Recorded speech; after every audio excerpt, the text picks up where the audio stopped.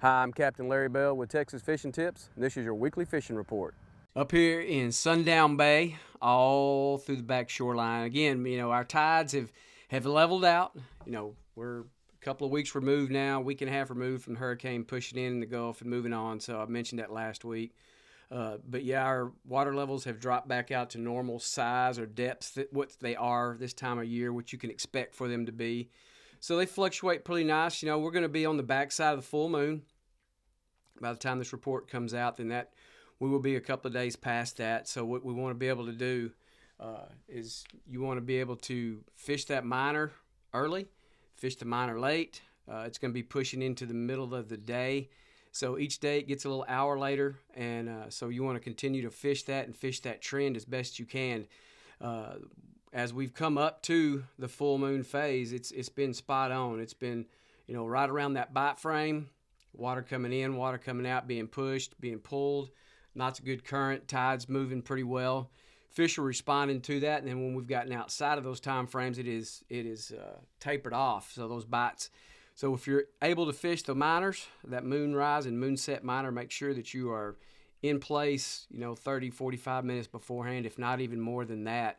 So you can feel and see when that bite's really starting to kick in. But back here again on Sundown, this whole back shoreline, grass line edge, out away from the grass line toward the middle, probably I'd say 100 yards in toward the shoreline. Fishing's been very good. Redfish have been scattered over. Been some nice sized redfish. Been some decent trout scattered in here. Pulled out an occasional flounder here or there. Decent flounder as that's beginning to start to run. Now remember, this month will be the last month that you can catch and keep flounder. As we begin November, that goes into place again, where you can't keep any flounder for a month and a half. I believe that's correct, into December, but I know November for sure. Again, back shoreline. Get on the other side of this little island right here. There's a bunch of shell pads that are up and down the inside of this edge here.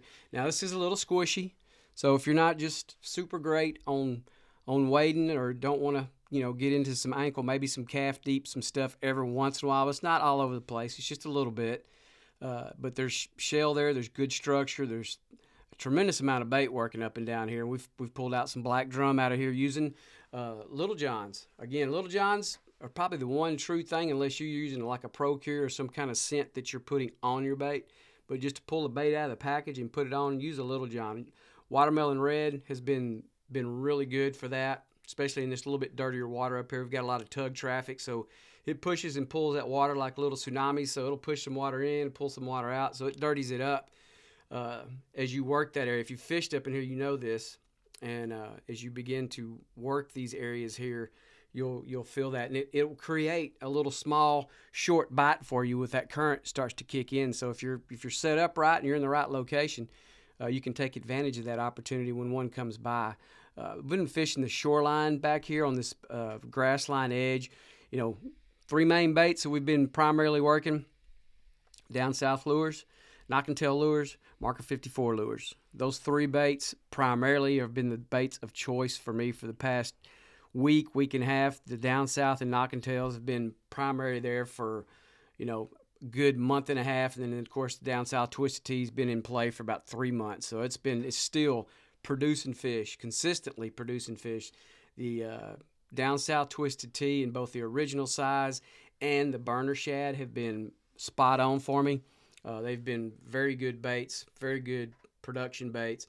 The knock and tail lures in both the heavy metal and greenback, and now they have the watermelon red as well. So it's been very productive during this time frame too, as redfish are beginning to really start to push and make that move toward the Gulf. You can find them up on these edges, man. We're throwing those knock and tail, especially with the full moon in play. You want to downsize that bait, get it down to a smaller size, because fish, again, they're predominantly night feeders. So, but they're coming off a feed at nighttime. So your best opportunities again is going to be early morning opportunities till mid-morning, or when that moon is setting, till about an hour past. And then once that happens, it starts to taper off. So just remember, downsize the baits. That gives you best opportunity to continue to catch those fish as they come out of that feeding period. But again, work this area back here. You can work it all the way through. You can work it through that gut that pops out all the way down to the other side. It's a little trail that's there. It's a little soft up in there, And so just be careful if you wade that. You can wade it, but again, it's soft. And that's where we've caught a few black drum back out of that area there specifically. Pulled a few flounder out of that area, redfish, and again, trout up and down the shoreline as well. They've all been good for the most part. Again, there's a bunch of dinks in there as well, your 14s and 15s, but about every 6th or 7th trout, you'll pull out a nice 17 or 18-inch fish. So just keep that in mind as you work this whole area back up in here. Again, use the majors and minors to your advantage. If you can get some barge traffic in there and get a little current moving for you, you will find some fish working back up and down the shoreline. From up here on Allen's Bight area, down the Ranch House shoreline, come around here through Blind Pass on the backside of Mud Island, and that'll take you into what we call the Super Flats. Super Flats continues from pretty much here all the way up to Lydian Channel where all the barges and stuff, that little point that's right there. So this has become, it's not really become, it's always been there. It's just this time of year it really starts to light up. You can wade this area. It's a great bottom there. You got a lot of grass. You got great potholes. You got a tremendous amount of structure. There's all up and down this shoreline. What we've noticed, is redfish are grouping and they're moving and they're doing their thing. You'll find some tailing redfish that'll be working the shoreline, all up and down here. Great amount of grass that's in here. Just get in here with your knock and tail or with your down south or whichever bait of choice that you like. If there wasn't so much floating grass, we've had a northwest wind, east winds here over the last several days, so it's kind of messed it up just a little bit. So it's pushing grass in that should be floating off. So that's something that you have to contend with. Topwater baits have been pretty good back in here. You'll get a lot of good action with that. So what happens is if we're not getting a lot of takes, just slaps and swirls and just blow-ups that are on there, then we'll put those knock and tail or the down south on there, and we'll work it down in their face. Again, 16th-ounce jig head, that's all I'm throwing. It's all I've been throwing. Haven't thrown anything more than that. Anything more than that, you're going to consistently get caught up in grass. The 16th-ounce jig head allows you to work the grass line edges, work the potholes, work over the top of the grass way more freely. You can really make your baits glide through that area, and you can really have a lot of good production in here. We've caught some really nice fish in the trout in here in between the 20 and 23 marks, even a couple of overs of 25 in here as well. We've got to release those, so it's really nice to see those fish show up, especially at this point in time. Big grass area up here on this point that comes back around as you head down toward Middle Pass and North Pass, all that area there. Work these potholes. Work them really good. If you get you a good, nice tide that comes rolling in there, you can get up on that shoreline. You can work a topwater bait up there. Now, the one thing that has become evident, too, is that this water's gotten really gin clear up in there with all that grass. So something to be aware of. You're going to want to throw a more translucent bait if you're going to fish that super gin clear water. So don't throw you a dark bait in there. Your rules of thumb: dark water, dark bait; light water, light bait. So if you got gin clear, something translucent like golden red glitter, Little John's, Tequila Sunrise, heavy metal for the heavy metal for the knock and tail, Tequila Sunrise for down south, and golden red glitter or the kitchen sink in the Little John's by Mirror Lure. Those are all terrific baits for that super gin clear water. Great action with them, great movement with them. Those fish can locate and find. It's got a lot of flash and movement and sound. Some of them are scent infused as well, so that's another thing that you can stack in your favor when you're working these types of areas in that type of water. But again, majors and minors have been spot on. They've been production. They've produced. They've got good fish around them. Be patient with it. Like I say, you're going to pull out a bunch of little dink trout around some of these areas, but there are some nice redfish that are cruising up and down the shoreline. You may find them out deeper. You may find them up shallower. It just kind of depends on what your tides are doing, what your water levels are doing. But anything's going to be around structure. Make sure that you got structure that you're fishing and that you're on either an edge or a drop, potholes, grass, shell bed, shell pads, shell points.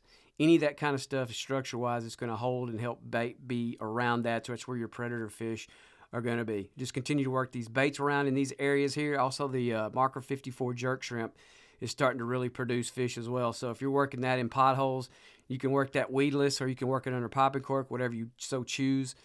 Just keep that in your repertoire as well as we move into our full moon phase. Pete's Bend area, down Port Bay area to Italian Bend, all back down in here. One thing that you got to be aware of, duck season's not far away. So there's lots of these duck blinds that are starting to get fixed up and getting prepared for duck season. So just be aware of that when you're starting to work, especially down here in Italian Bend, because they got a bunch of little back lake sloughs and mouths that you can get into. You can wade up into those. They get a little squishy, but there are some fish that are hanging out up in some of these areas.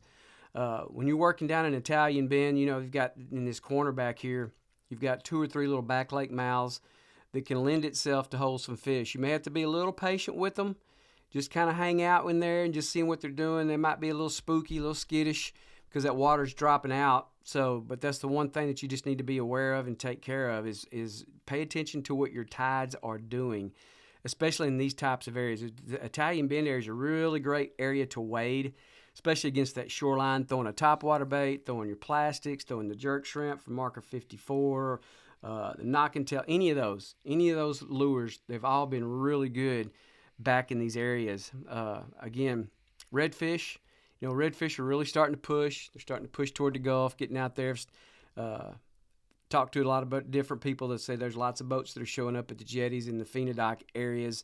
So just like on that last report around up there on the Lydian Channel, maybe Lighthouse Lakes area, if you like to fish that area, you met something area that you really want to push into and get into there if you have the boat and the capabilities to do that. But that said, in here in Italian Bend, it lends itself to the same type of thing. Gives yourself the opportunity. Great grass, tremendous amount of bait. Work these areas here. You've got these piers and stuff there. Get around those. Get up on those sandy shoreline.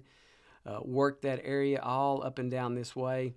Since we've had these northeast breezes, east breezes, this shoreline really sets itself up, especially once you get past this point and start to work back down there. You can get yourself protected around that, and it won't just mess it up and dirty it up too bad, because it's a lot of sand in that area, but there's grass starting to come back in.